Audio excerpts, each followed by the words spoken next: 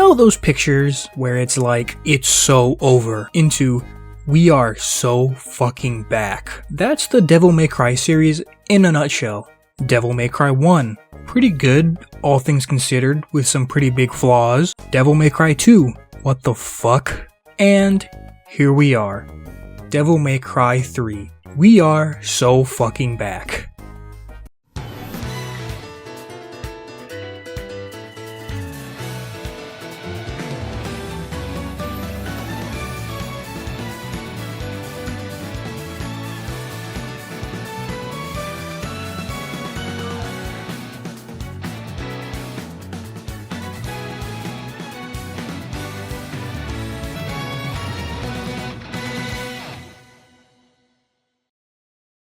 I'm diving even further into the Devil May Cry hole.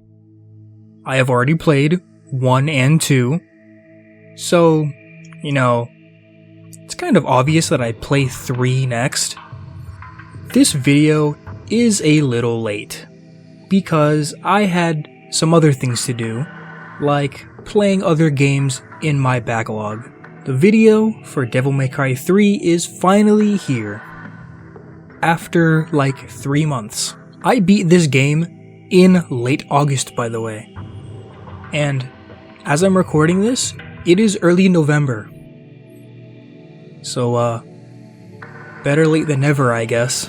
I have heard several things about DMC3, mainly that it is highly regarded, and that it is the turning point in the series to where DMC gains most of the identity that it has today. My friends and coworkers have said that it is one of the best games in the series. So I was pretty excited to play it when the time came. So, how did I think of Devil May Cry 3? Well, to put it plainly, it's pretty fucking good. DMC3, as a base, is just like DMC 1 and 2. But 3 expands on the system in so many different ways, basically making it feel so good to play compared to the others. The weapon and gunplay is basically the same. Rebellion has all of the same combos and abilities, while also adding some new combos. The guns are pretty much the same as they were in 1, but I almost never used them until I got the rocket launcher, because I didn't see a reason to use the guns because they were so underpowered, because they had to balance them after whatever the fuck happened in 2. The melee weapons were all pretty fucking sick though. The dual blades and the nunchucks come to mind. I had an absolute blast using them, and I pray that they come back for later games in some shape or fashion. The other weapons, like the Beowulf gauntlets and the guitar, were also pretty sick, but I felt they were kind of lacking a tiny little bit. But the gauntlets did hold up a little bit, but the guitar is basically unusable. Like, seriously, it looks so cool and the attacks are awesome. Even the cutscene getting the weapon is awesome, but the weapon itself fucking sucks.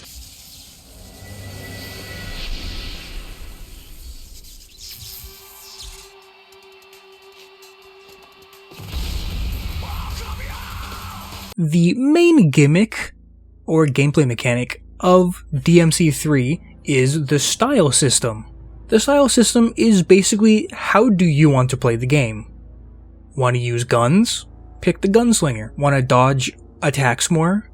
Use trickster.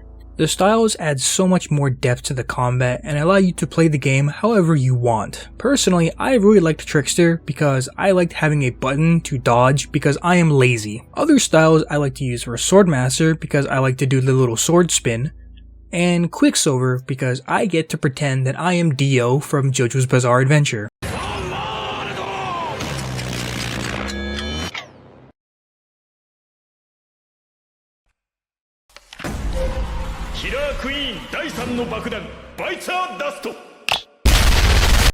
I also liked seeing and unlocking these styles in cutscenes. I thought that was pretty cool.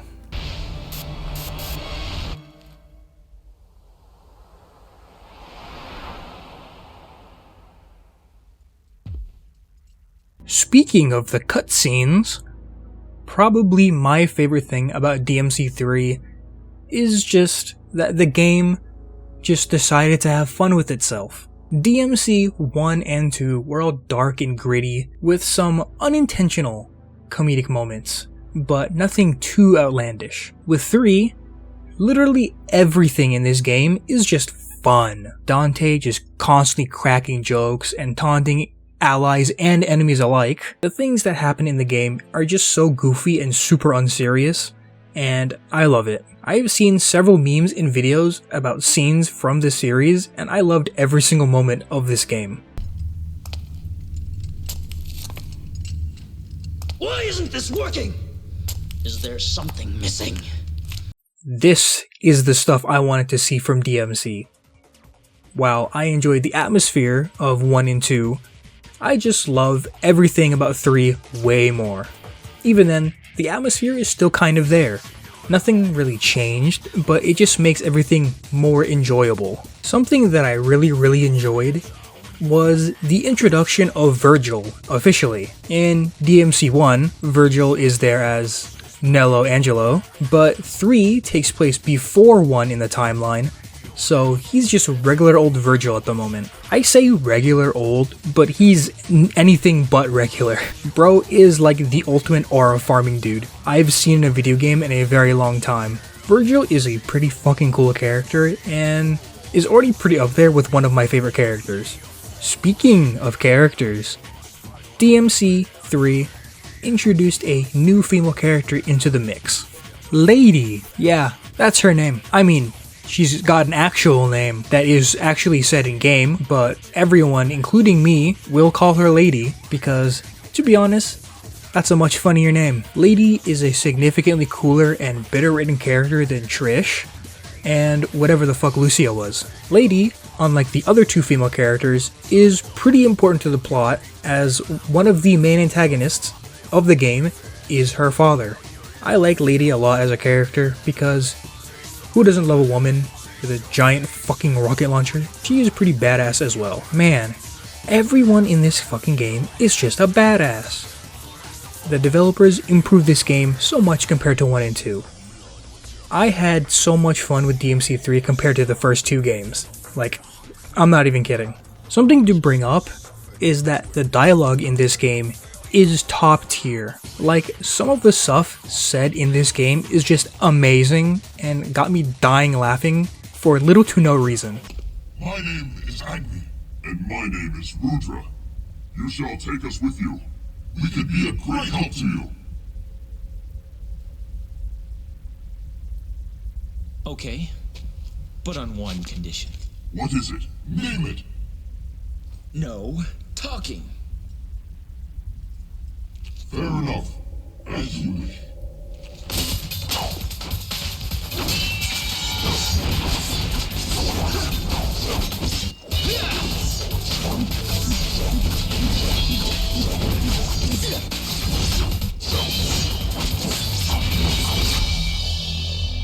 Impressive. No talking. I think part of the reason these are so funny is mainly because of the meme side of the DMC community. I literally have this joke at work with my coworker where we just reenact the scene with Dante and Virgil. Give that to me. No way. You got your own. Unfortunately, I didn't record my reaction, but I was hysterical when I saw that scene. I love the dialogue in this game, and I pray to God that 4 and 5 have this kind of script writing, and from looking at more and more of the memes, that actually might be the case. A major aspect of DMC 3 is the story. I think that this time around, the story is actually pretty good and pretty well written. The story starts out with Dante in his shop, which has not been named yet. Shortly afterwards, one of the main antagonists visits Dante and sicks some demons on him. The gross looking guy then tells Dante that he is working with his twin brother Virgil to open a portal to the demon world that their father Sparta previously sealed away. After Dante beats the ever-living shit out of those demons, a giant tower randomly shows up out of nowhere and Dante proceeds to scale the tower to confront Virgil on top of the tower. The story isn't really anything deep, but that is not that bad at all. If the story isn't going to be deep, at least have the story be good. And in this case, they did a pretty good job. I enjoyed the story a lot and the events that happen in it. Something that threw me off when I first played this game was that DMC3 is actually a prequel to DMC1 and DMC2. This game takes place where Dante and Virgil are in their earlier years. I thought it was a little weird at first because the third game takes place before 1 and 2 chronologically. Then I realized I am stupid because so many games have already done that. I think the story is so much better than 1 and 2, mainly because 1 is the first game, so there's not really that much you can do there. It's kind of what started the entire series and kind of just sets the atmosphere and the tone for the entire series. 2 is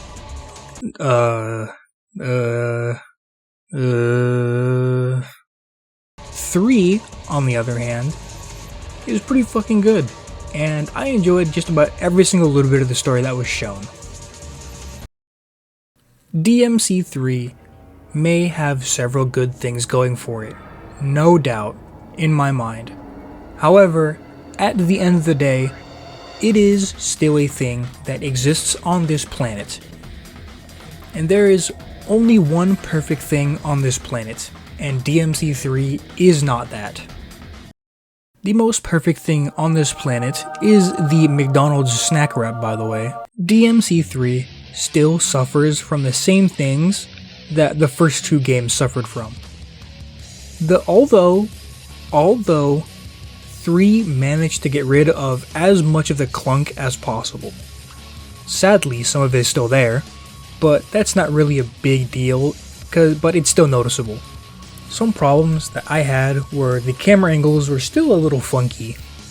I think that is just a problem with all of the games so far, but it was at its worst in 1 and 2, but 3 at least tried to fix the problem. It's still kind of there to a lesser extent. Another problem that I had was that some of the boss fights were just bullshit and boring. Most of the boss fights were pretty fucking sick, like every single time you fight Virgil, for example, but there was some really boring, shitty ass fights, like the Gigapede. I already absolutely despise centipedes, so this gotta be the number one thing that I am terrified of, besides women.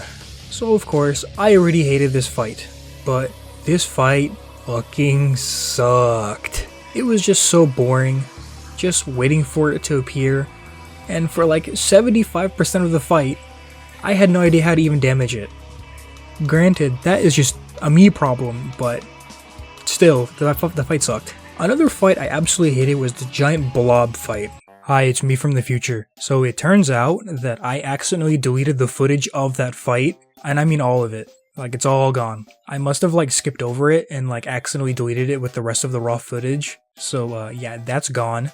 So I don't have gameplay of it, but if you've played the game, you already know what fight I'm talking about, and you already know how much it sucks.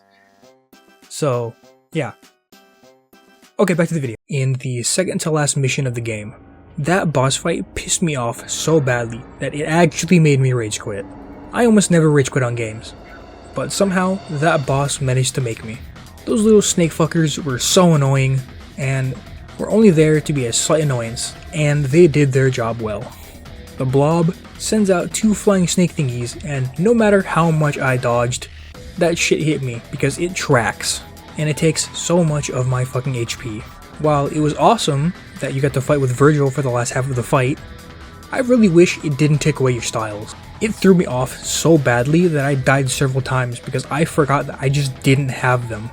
I was so sure I wasn't going to beat that boss anytime soon, so I didn't even record when I beat it, and I basically recorded 99.9% of this game. That was basically the only problem that I had with DMC3. The only problem that I had on my end was that my controller started drifting halfway through the game. So I deal with that. That was kind of annoying.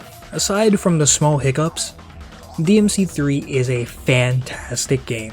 Devil May Cry 3 not only lived up to my expectations, but far exceeded them as well. I've been told that this is the point where the series becomes really enjoyable. And not to shit on DMC 1 or even 2, but I didn't have that much fun with those games as I did with 3. DMC 3 Special Edition was the one that I played, so I do have access to replaying the entire game again as Virgil. And to be honest, in my downtime, I might actually do that. It's been 3 months and I still have not done that. I actually uninstalled it. Oopsie. DMC 3 was a pretty fucking fun game that I actually wouldn't mind going back and playing again. I had a great time playing it, even if some parts of the game made me pretty mad. I give Devil May Cry 3 an 8 out of 10. I'm almost caught up with the series. I've only got about 2 games left. I'm not sure if I'll play this one, but who knows. I've got less free time now because school started back up, but I will try and post more if I can. It's almost the end of the year, so I need to get at least something out. I hope that you all enjoyed this video. And for some closing words, lady, take it away.